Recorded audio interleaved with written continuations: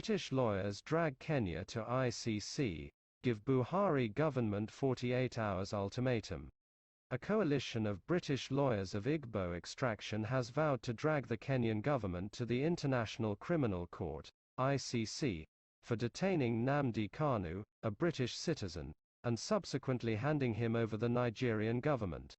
The coalition also gave the Nigerian government 48 hours ultimatum to release Nnamdi Kanu, return him to the United Kingdom and follow the right process of extradition. Nnamdi Kanu, the leader of the indigenous people of Biafra, IPOB, was arrested and detained by Kenyan authorities and was later handed over to the Nigerian government. The lawyer's statement was signed by barrister Ebuka Okoroafor, accusing the Kenyan government of violating the human rights of the IPOB leader, who entered their country with his British passports. British government speaks on Nnamdi Kanu's arrest. Coalition of Igbo British lawyers condemns the illegal detention and subsequent handing over of the leader of the indigenous people of Biafra, Mazi Nnamdi Kanu, to the Nigerian government by the Kenyan government. They described as archaic and illegal the action of the Kenyan government, adding, "It is worthy of note to mention that Mazi Nnamdi Kanu entered Kenya with his British passport, and the Kenyan government is fully aware of his citizenship status but still went ahead to perpetrate their illegal act, which does not only breach the personal human rights of Mazi Nnamdi Kanu but also undermine the sovereignty of the British government." Joining me in the studio, two lawyers, Fred Nzako and Jide Ologun, to discuss this new development. Gentlemen, good morning. Thank you for joining us on TVC Breakfast. Good morning. Let me start with you, Mr. Nzako, what your reaction is to this rearrest of Nnamdi Kanu, seeing that in 2017 he jumped bail, though he was arrested in 2015, but according to him, he fled because of his life. Well, my reaction is the same with that of most Nigerians who feel that Nnamdi Kanu receiving the short end of the knife from the federal government. Recall that he was arrested in 2015 and then kept in custody for 2 good years without trial, over and against all provisions of the law, over and against all pronouncements of court that he should be either taken to court or be released on bail. But the federal government refused, neglected and denied to grant him his constitutionally guaranteed right. And then even when he was eventually taken to court, the same federal government, through the instrumentalities of coercion, sent the military to ransack his community and threaten his life. In the process, many people lost their lives. It is not hidden. And in the course of this struggle, Nnamdi Kanu has lost both parents, and even though not killed directly by the federal government, but the trauma of his ordeal may have led to the death of his parents. So? Of the trauma of his ordeal. He said so himself. I don't think so. He said so himself. Right. And a man was on bail, and then he was ready and was going to court. And all of a sudden, the soldiers swooped onto him, and then, of course, it is only a tree that will hear that it is about to be cut down and remain standing at that spot. So it was right for him to jump bail? Every human being, every animal, not just a human being, that feels threatened by any way, in any manner, will likely shift ground. So, if Nigeria begin to look at the narrative of jumping bail, that would be unfair to Nnamdi Kanu. The narrative is that, yes, very unfair. Why the so? narrative is that his life was threatened, obviously threatened, and he had to run away, which is a national stimulus of every human being and of every animal. Even if you have a goat at your backyard and you approach the goat with food in one hand and with stick on the other hand, the goat will reject your food. Don't you think that while he was in custody, his life could also have been threatened if that is what government was trying to do? Why did you not ask the soldiers what they went to do in his house? Right. That should be the right question. What did the soldiers go to do in his house? In the process, people lost their lives. What did they go there to do? At that point, what did he do? Even if he had committed any offense in the eye of the law, or right, in the opinion of the government, what did the soldiers go to Nnamdi Kanu's house to do? Wasn't he being investigated at the time? When he was enjoying the bail granted him by the court after 2 years of unlawful incarceration? These are the critical questions. Because I like to analyze issues based on cause and effect. Right. What was the cause and what happened to be the effect? The cause is that federal government acted very unlawfully. The cause is that the soldiers went to his house unlawfully. The cause is that his life was threatened. And the effect is that he had to run away, which is the natural stimulus of every animal, not just every individual. Let's get Jide Ologun's reaction to the statement that you have made. He said government acted unlawfully, and it was the effect of that that made Nnamdi Kanu jump bail. Nnamdi Kanu himself mentioned the fact that he could have been killed with the others who were killed in his residence when the military came invading. And that's maybe a valid argument. But the issue now is that he has been rearrested. He was going through trial.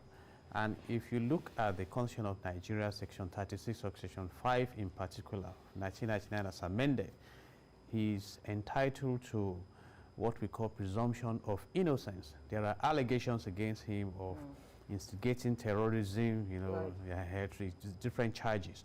And unless these allegations are proved beyond all reasonable doubt in the criminal justice value chain, he may not be convicted. So it's now for the government. But my concern really and my fear is that with recent developments in the country, for example, the high level of insecurity, wanton destructions in the southeastern part of the country, that he is allegedly instigating even from abroad. It may be a tough one. But, you know, my concern goes beyond this rearrest of Nnamdi Kanu. What are the issues in the country? Nnamdi Kanu himself was born, I think, September 25, 1967. And that was when the Civil War started.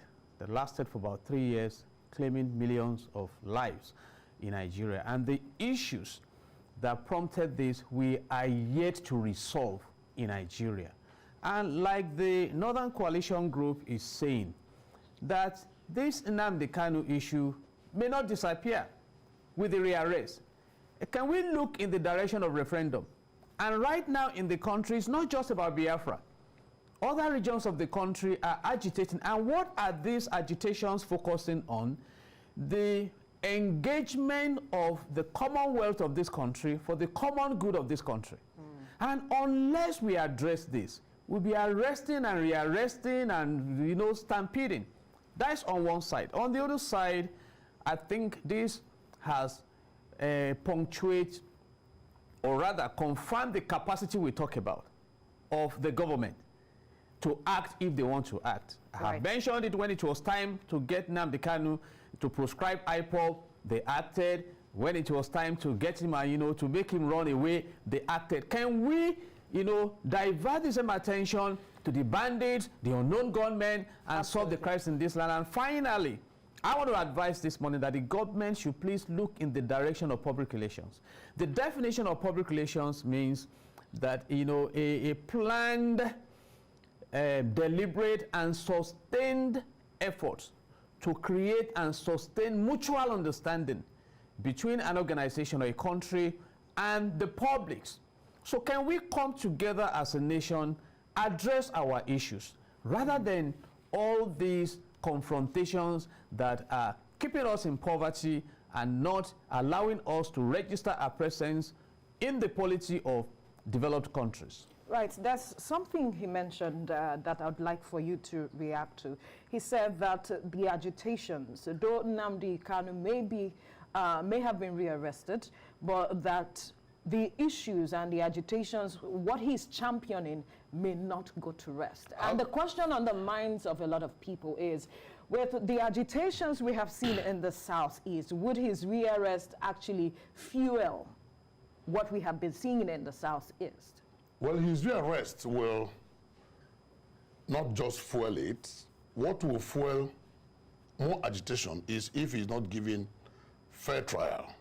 If the people perceive persecution instead of diligent, lawful prosecution and fair trial, then there will likely to be some backlash. My brother and friend Jide mentioned the issue of referendum. And the question is, why is Nigeria of today shying away from that much-needed referendum?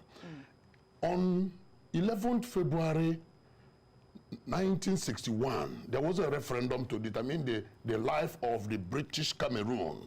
And in that referendum, the northern British Cameroon decided to go to Nigeria, and the southern British Cameroon decided to go to Cameroon. A lot of issues about religion and the rest played out. On 10th August 1963, Nigeria, this Nigeria that we have today, went into a referendum to determine the life of the old Midwestern region. And it was carved out from the then Western region through a referendum. In Catalan region of Spain, there was a referendum on whether they were going to remain or not. In Kurdish region of Turkey, of Iraq, sorry, there was a referendum. In Britain of late, there was a referendum whether they are going to remain with EU or whether they are going to go out of EU. Absolutely. So what the agitation that Nnamdi Kanu is championing is a civil agitation which the federal government has given the tent of criminality. It's embarrassing that government will do the normal Nigerian approach where a man and another man has issues with their land. They are tussling for land. The other man wants to bring in the police. He says there is a threat to his life, that he tried to kill him and all that. Meanwhile, none of those things existed. Otherwise, what has Nnamdi Kanu done as a person that will warrant the charges of treason, that will warrant the charges of money laundering, that will warrant the charges, those high-ranking charges, which, of course, government knows that they have to prove beyond all reasonable doubt. Absolutely. And it is the lack of that proof that has made government in the first instance to keep Nnamdi Kanu unlawfully in detention for 2 good years. You know what that means? And then even when he has now started going through his trial, government could not have the patience to wait for the law to take its course, and they stampeded him out of the country. Who is now the culprit in the matter between Nnamdi Kanu and federal government? I mean, let's look at issues the way they are, and not just being sentimental about, oh, he's insulting anybody. When has insult become a crime? Right. It is a law of thought.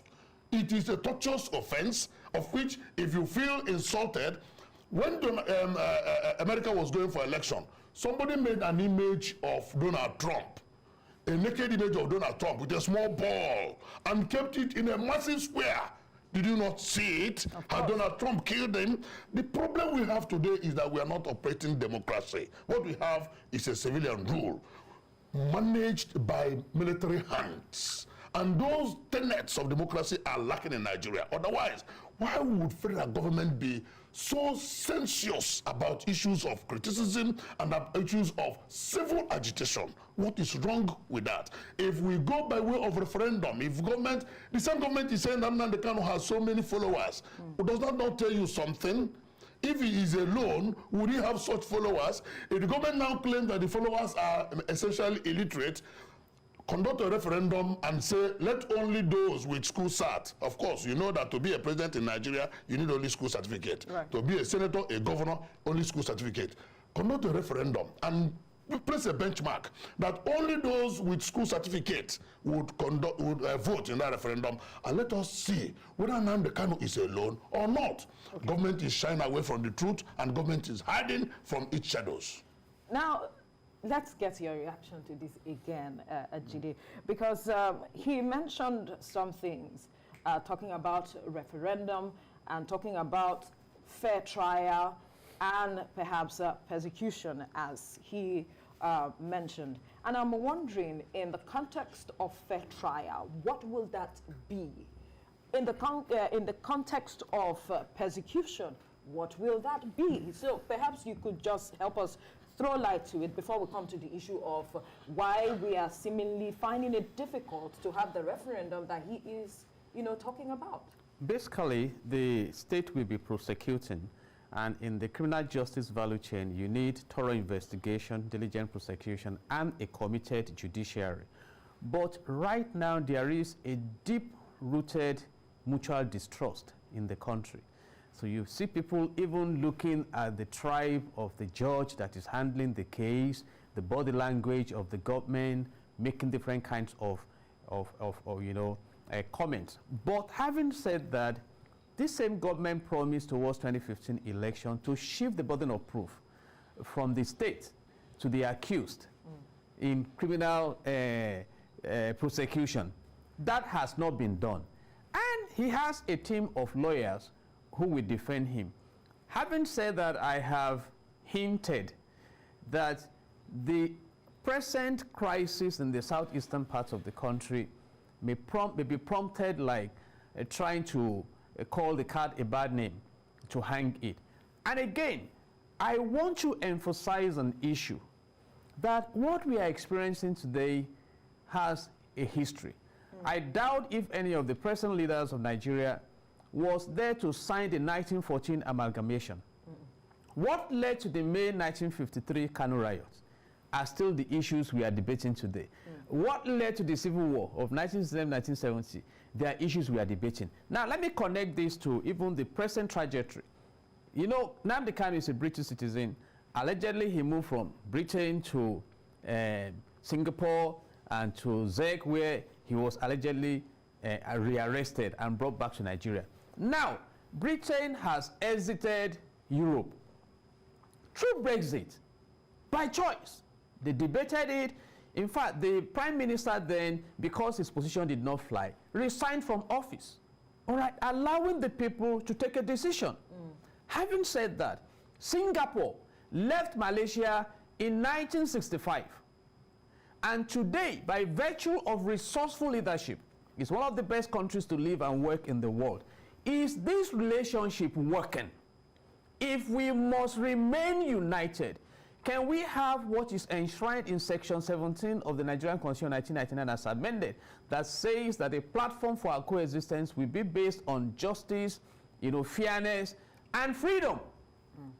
If we cannot guarantee this, and if again, we want to even focus on the primary purpose of government, as enshrined in Section 14, subsection 2 of the Nigerian Constitution 1999 as amended, that says that the security and the welfare of the people shall be the primary purpose of government. And people of Nigeria, citizens, can call for security, call for welfare, if they appear not to be enjoying it from the government that should be providing. So why don't we go back to the basics? Because the Chinese say that you cannot carve a rotten wood. It appears right now that the project Nigeria we are trying to present and project and protect may be a rotten wood. Can we have a wood that can be carved? Can we work together so that we can enjoy the blessings of this nation? Like I said earlier, how can we engage the commonwealth of Nigeria for the common good of Nigerians? And I think that is the concern we have now, not just in the southeastern part of the country. Now we have the southwestern people also. We now have the Amotekun everywhere, even in the north. I just mentioned it now. The Northern Coalition are the ones saying, this issue of Nnamdi Kanu will not go away.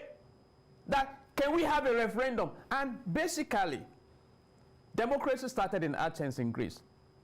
It is the government of the people, by the people, and for the people. You don't forcefully lead a people. And the essence of being a nation is to enjoy the fortunes of that nation. So I want the government to go beyond this and look at the big picture rather than dealing with symptoms. And having put all this together, we constitutionally, he's entitled to very, fair trial and diligent prosecution. And I have said it, that is if the trust capital is there for the government. And my big question this morning is that, looking at the antecedents we have experienced in Nigeria of late, is the trust capital there to assure us that there will be justice at the end of the day? That's the question I'll be throwing to you. Is that trust capital there to assure the people of a fair trial? I want to be optimistic, except government doesn't want to be sensitive. I want to be optimistic that government should, I use the word government, yes, advisedly, because we know what we're talking about. That government should ensure that Nnamdi Kanu gets fair trial.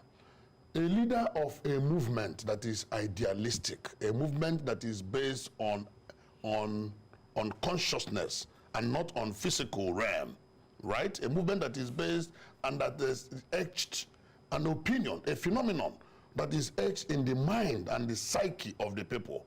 Anybody who is that leader must be handled very carefully. Nnamdi Kanu has said it, and we all say it, that he has lost virtually everything in this movement. Not just that he has lost his parents, he has no property anywhere, he has challenged anybody. If you see him own property anywhere in the world, you can go ahead and see that property. That this is a cause that he wants to fight for. And the people that he is fighting for feel he is doing it well. And they want to sustain the tempo. They want to sustain the agitation. Forget the fact that some elite who want to play the ostrich. I can tell you for free, Veronica, that nobody is enjoying the level of injustice, massive inequity, level of unfairness that is going on in Nigeria, because such level of injustice, inequity, and unfairness has held Nigeria down, has not allowed the people to exhibit and fulfill their God-given potentials and talent, to the extent that even the huge resources that we have, both human and material, in this country are not adequately harnessed. Life in Nigeria has become Herculean, and nobody's enjoying it. People are now saying, what is the way out? In every suggestion from both the elite, from the masses, from everybody, the solution is, let there be fairness and equity. Let us negotiate the basic essence of our existence. Because this was foisted on us. And as human beings, we should be able to determine two cannot walk unless except they agree. There is no agreement in Nigeria. Nigeria is cracking. So why don't we, as intelligent people that God has made us, come together and decide, how do we relate? The template is there. We've been talking about it. We say restructure Nigeria and allow everybody to unleash his or her energies, and if you don't restructure Nigeria, allow the country to grow on the paradigm of justice and equity. But you will recall what the president's statement recently. He asked the question: What is it? What is there to restructure? What is it? What did he that see? The people want restructure. What did he see? And he also had said that the unity of Nigeria is not negotiable. Look, Veronica, what did Mr. President see when he promised restructuring prior to 2015 election? Without that restructuring, do you think Nigerians would have elected him? Because he promised that. Nigerians elected him. So let him answer that question. What did he see then? And then what is he not seeing today? And who is telling Mr. President that restructuring is equal to disunity? It is even lack of restructuring that will fan the embers of disunity as it is fanning today, that will terminate the life of this country as it is threatening to terminate. And that is why Nigeria is on a precipice. So anybody who wants to be honest to himself should know that this agitation cannot just die. This call cannot just cease, because one, the trust capital in Nigeria has diminished so much across all nations that make up this country. In the early 60s, Chief Obafemi would describe Nigeria as a geographical expression. We expected that almost 50 years, more than 50 years down the line, that expression would have become a nation. But instead of doing that, Nigeria decays by the decade. Every succeeding decade is worse in terms of development, in terms of unity, in terms of everything. So why can't we arrest this continuous decay, this geometrical decay that we are seeing? Are we going to wait until the country implodes? That naturally religious people will say, God forbid. But God can only forbid when we, as Nigerians, forbid that Nigeria dies. If we don't, I can tell you that the trajectory we are taking, the direction we are going, does not ensure or guarantee the continued existence, success, and survival and development of this country. And the rest of the world must be interested in what is going on in Nigeria. Right. The news yesterday was that Ghana has launched a plant to build automobile. The big news in Nigeria yesterday was that Nnamdi Kanu was arrested. Can you see the difference? Right. Now, he mentioned something, Jide, that I'd like for you to react to. He said the president before 2015 had promised to restructure. And what did he see then that he is not seeing now? And I'm asking, could that be the basis for the distrust, the trust deficit that we are seeing today expressing itself in various dimensions? Absolutely. In public relations, we talk about walking your talk. So if there were promises, you'll be evaluated on those promises. And recall that insecurity was an issue towards 2015 election, and the government were coming in promise to deal with insecurity, to fight corruption, and to work on the economy. And you will agree with me, let's start from the economy angle, that if the total indebtedness of Nigeria was about 12.12 trillion naira in 2015, and today it's about 33.11 trillion naira, you ask what we have done there. If the dollar rate today is 500 naira to a dollar, and it was about 190 in 2015, how well have we done? If today 323 persons were killed in Kaduna in 3 months, 949 kidnapped in the same 3 months, then we ask ourselves about insecurity. If today the Boko Haram that started in the northeastern part of the country, reportedly by the president himself, that the way they were handling the matter has pushed them to all parts of the country, you still want to benchmark the security state of the country. So I think we have a chronic crisis in our hands, and we must just decide that if we must united, as declared in the word of God in Psalms 133. Psalms 133 says, behold, how beautiful it is when brethren dwell together in unity, that God says he will release his blessings. Let me say this. Nigeria has the largest deposit of proven gas in Africa. What have we benefited from it? Professor Konjo Wiala is the DG of World Trade Organization. What have we benefited from it? Dr. Adesina is the president of African Development Bank. What have we benefited? We have our own in the United Nations General Assembly, and all we talk about is insecurity, insecurity, insecurity. It's insecurity and industry. I just want to propose this morning, there are things you embark on to create a healthy nation. You build a civil society, not a militant society like we are doing. We are radicalizing the people of Nigeria against one another. You ignite and activate the economy to create wealth. You empower the private sector to support. Give us electricity. We have all the energy mix in Nigeria. Now, NNPC is telling us that they are drifting towards zero remittance to the Federation account. Is that a good news? You know how I think I heard this morning the billions of naira that are going to subsidizing electricity. Yes. Billions of naira that, I mean, about, we are even buying into the Dangote refinery.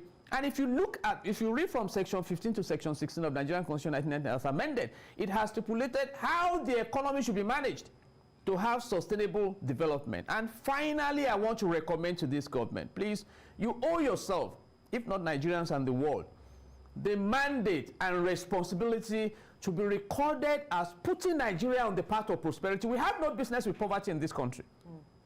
And that is the truth. The gold deposit in Zamfara can earn that said about $2 billion annually. What are we talking about? Right. Every part of this country is blessed. But how do we harness all this? That is the big question now. And I think that's the responsibility of the government. Absolutely. And if we cannot do it at the central level, can we restructure? What is restructuring? Go back to what we had in the early 60s. You have regional government, Southwest doing well, North doing well, and there was healthy competition to create wealth. And in the absence of wealth, we can only continue to travel in the direction of poverty. And someone said, no matter how fast or how far you have traveled in the wrong direction, you will end up in the wrong destination. Absolutely. Absolutely. Your final word. Well, the government has a stake. The whole world is watching. Nigerians are watching how they'll handle the issue of Nnamdi Kanu. And then beyond that, the world is watching how this government will handle other insecurity issues. Now, like my brother said, the government has proven that they have the capacity to arrest the insecurity situation in Nigeria. They have proven that. So all eyes are on them. Whatever they do with the opportunities that they have today, history will record. Thank you so much, gentlemen, Fred Nzako and Jide Olugun, for your time on the program. Thank you. God bless Nigeria.